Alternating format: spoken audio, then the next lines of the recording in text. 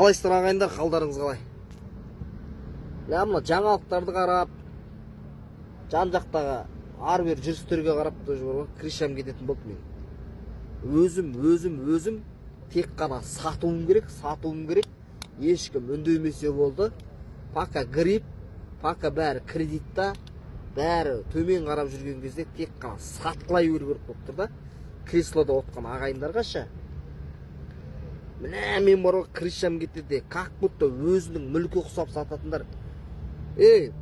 Сататын адамдар ойланыңдаршы, олар сендердің жерлерің емес, сендердің мұнайларың емес бұл же. Сендердің жекеменшіктерің емес. Керей мен Жәнібек, Абылайхан, небір батырларымыз осы жер үшін, осы ел үшін қырылып өлді да қалды. Сендер сияқты миллионер болғылары кеп ойларында болса, миллионер емес қазір. Әлемді басқарып отыратын адамдар болатын еді олар ше. Просто енді заманның несімен өлді да кетті да біздің ұрпақ үшін. Ұрпақтар не көріп отыр, болашақта не болады? Сендер соны ойламайсыңдар. Тек қана осы 5 күндік өмірде тез өздерің байы басаңдар, қазақтар бетін сығып, қан ішіп жүрсе өздері білсін деген әңгіме ғой сендердікі ше. Ешкім айтайын мен, халқына жұмыс істеп атқан жоқ. Жұмыс істейтін болса 30 жылда өзі дубайлықтарың емес, әлем кеп біздің Қазақстан мемлекетке сыйынатын еді, осындай мемлекет барына деп ше. Біреуге бірдеме сатқанша біз надо дейді, әлемді сатып алатын ақшамыз бар. Әлемді постоянно жоқшылық. Бір әпкеміз келатыр.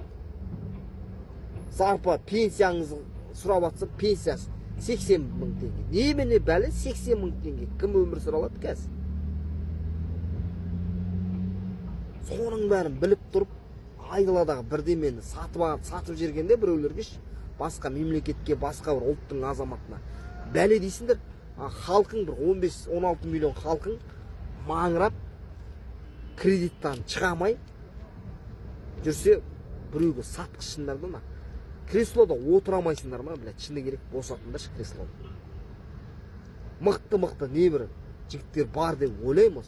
Халқым, елім, жерім деп ішпей, жемей жұмыс істейтін. Тек қана қубасын ойлап, жұта беретін адамдар қысап, сендер қысап отыра бермейді.